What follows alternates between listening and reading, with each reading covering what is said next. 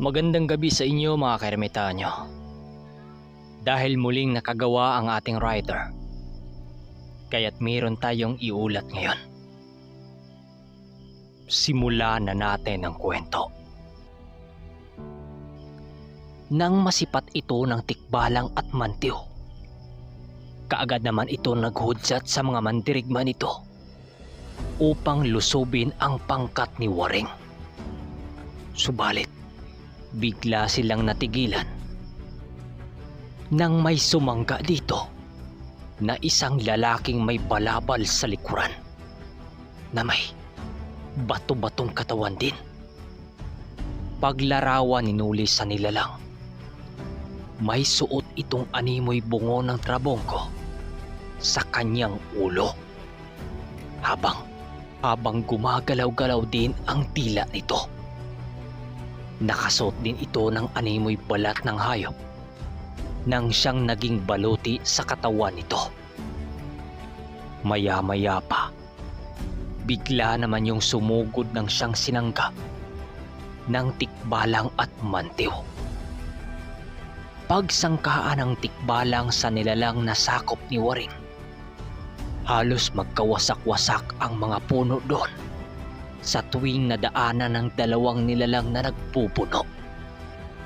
Nang makita naman ng mantiw na mayroong tatlong gabunang na gustong makialam doon sa dalawang nagpupuno, dali-dali naman itong tumakbo habang mabilisan sinalubong ang mga ito.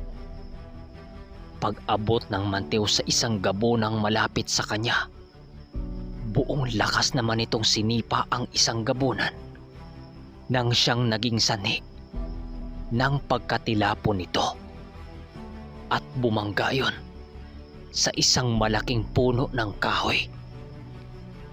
Dahil sa pangyayaring yon, kaagad binawian ng buhay ang isa sa mga ito dahil nagkadurog-durog ang mga buto nito.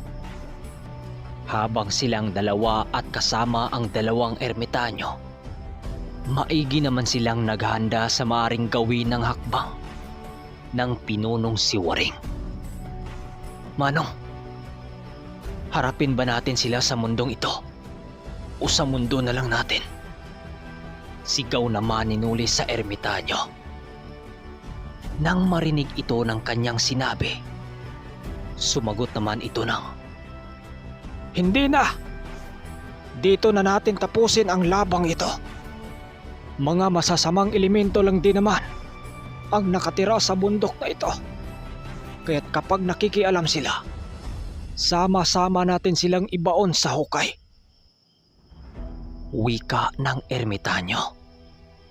Habang yung mantiw at ang tikbalang, abala pa rin ito sa pakipagbuno sa naunang sumugod galing sa pangkat ni Waring. Subalit, ang mga mandirigma nito, nakita nilang duguan na ang mga katawan nito. Kaya't doon na gumawa ng hakbang ang ermitanyo para simulan na ang nalalapit na digmaan. Pagkumpas ng mga kamay nito sa ere, nagsisiangatan naman sa hangin ang mga dahon ng puno nang siyang nasisilayan ng pangkat ni Waring. Sa isang iglap lang, biglang lumitaw sa kanan nitong kamay ang trabongkong baston na isa sa sandata nito. Sa paglabas ng napakaliwanag na sinag doon sa trabongkong baston ng ermitanyo, yung mga mahinang masasamang engkanto sa paligid napilitan yung magtago sa mga puno dahil sa nakakabulag na silaw noon.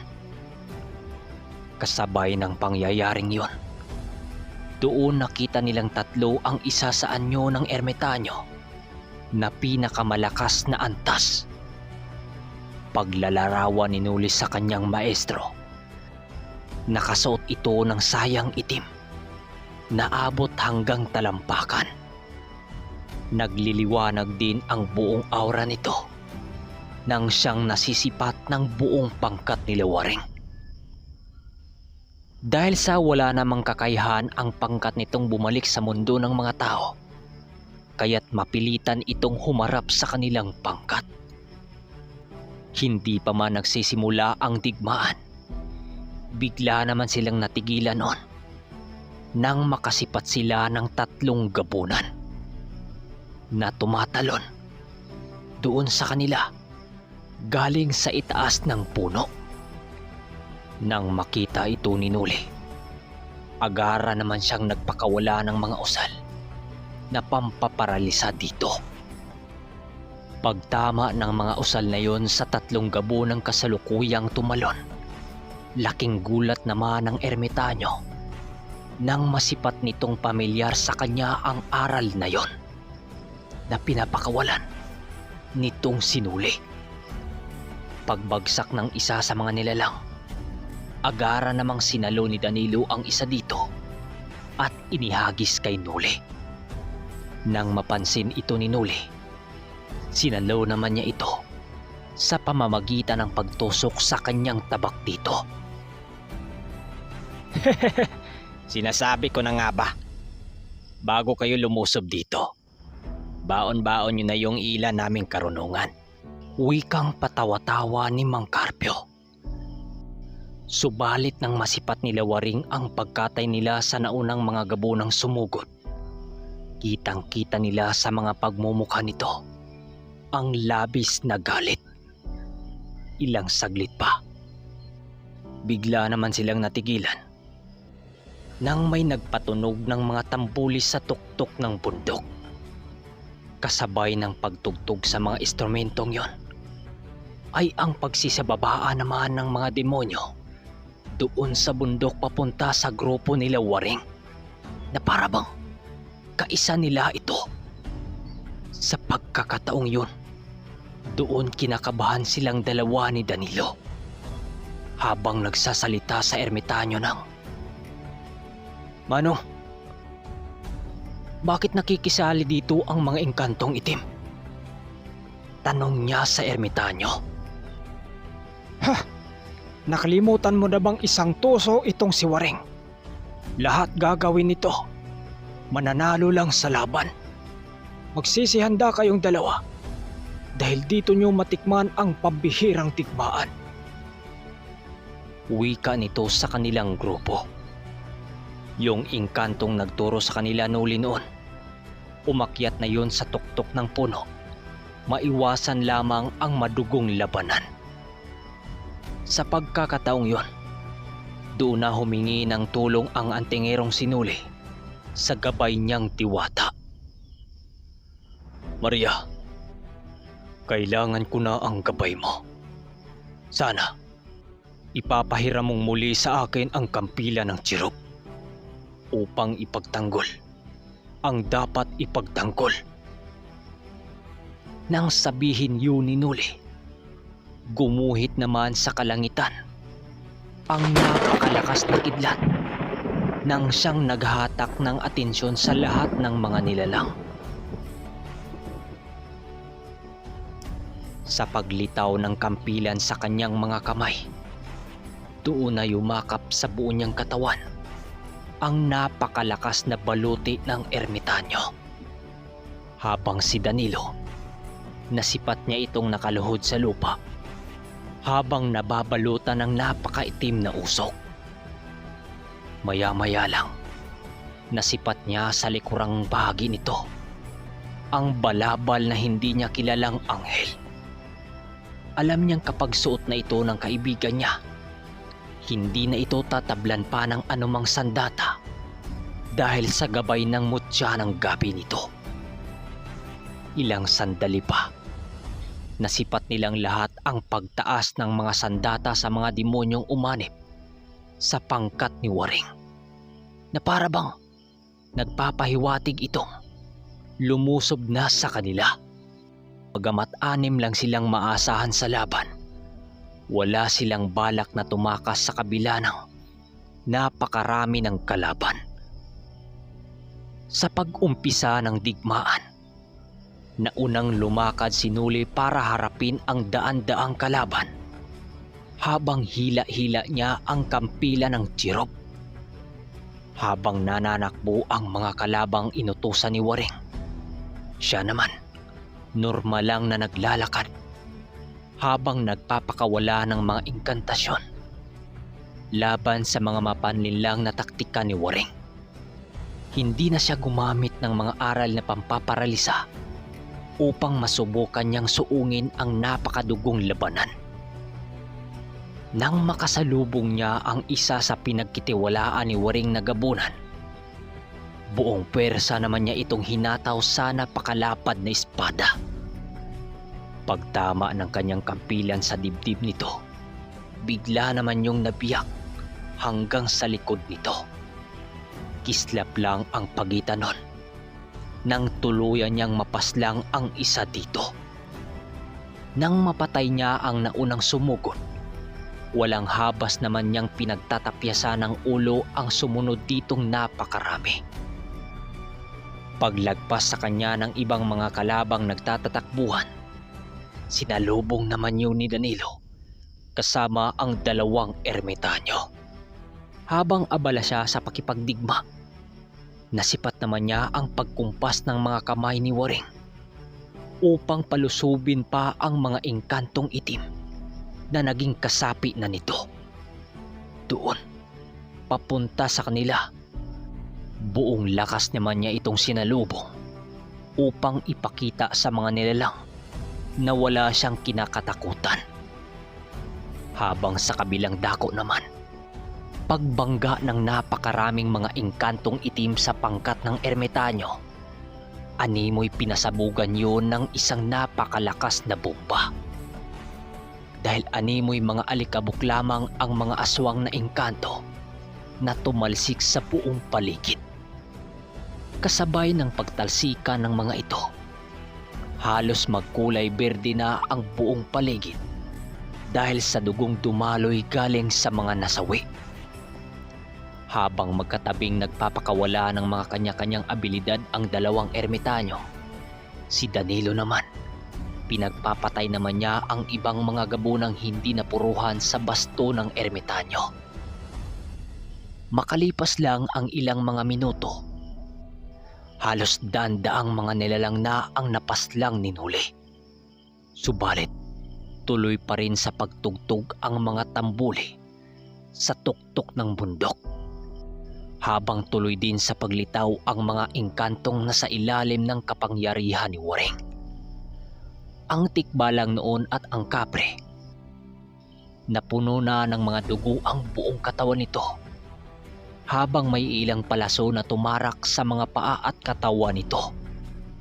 Pero ganon pa man, tuloy pa rin ito sa pagdadambo sa mga nilalang na bumabangga dito. Habang walang habas na pinagpapatay ni Nuli ang mga engkantong malademonyo, bigla naman siya noong natigilan nang sumugod sa kanyang kinaroroonan ang tatlong gabo ng kanang kamay ni Waring. Pagsipat niya dito, bumungad sa kanyang mga mata ang dala-dala nitong mga latigo habang may nagsisilakihang mga pakpak. Alam niyang hindi ito basta-basta, kaya't minabuti niyang pagtuunan ito ng pansin.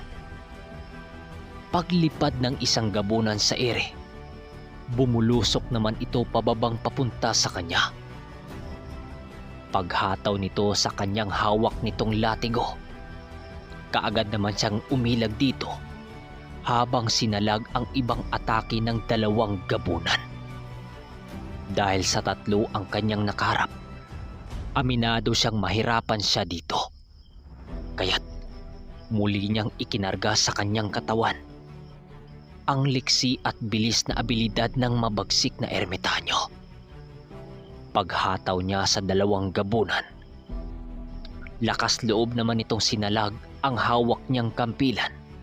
Subalit, dahil sa kapangyarihan ng gamit niya, bigla na lang nalusaw ang mga latigo nitong hawak-hawak.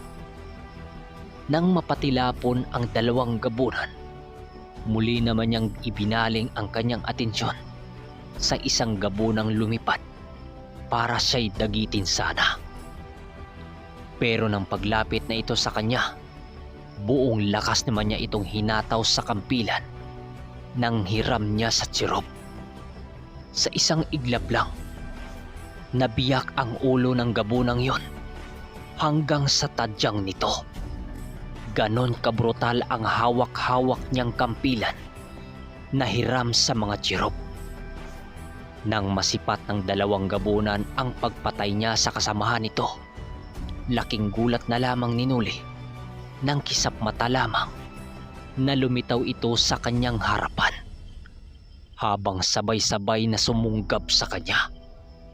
Kaya't ang nangyari, sabay-sabay silang tatlong nagpagulong-gulong sa matinik na kakahuyan nang siyang naging sanhi para mabitawan niya ang kampilan, at dali-dali naman niyang binunot sa kanyang likuran ang dalawang tabak ng ermitanyo na punong-puno ng mga sumpa at pamparusa. Pagtapyas niya sa kaliwang braso ng isang gabunang malapit sa kanya, nagsisisigaw naman itong tumakbo papalayo, dahil ang dulot sa sugat ng tabak na yon, kahit sa kamay ka lang masusugatan, tatakbo ito hanggang sa puso ng nilalang na may dugo ng kasamaan. Hindi kalaunan, bumagsak din ang nilalang na yon habang nangingisay dahil sa tinamo nito. Ang isa namang gabunang hindi niya nadakip, dali-dali itong tumakbo habang tinatangkang bunutin ang kampilan sa pagkatusok sa lupa. Hinayaan lang naman ito ni Nuloy habang nakangisi, dahil walang ibang makakahawak sa kampilang yon kundi siya lamang. Paghawak ng pangahas na gabunan sa kanyang sandata, kitang-kita naman niya ang isang malahiganting kamay na lumitaw sa katabi ng kampilan.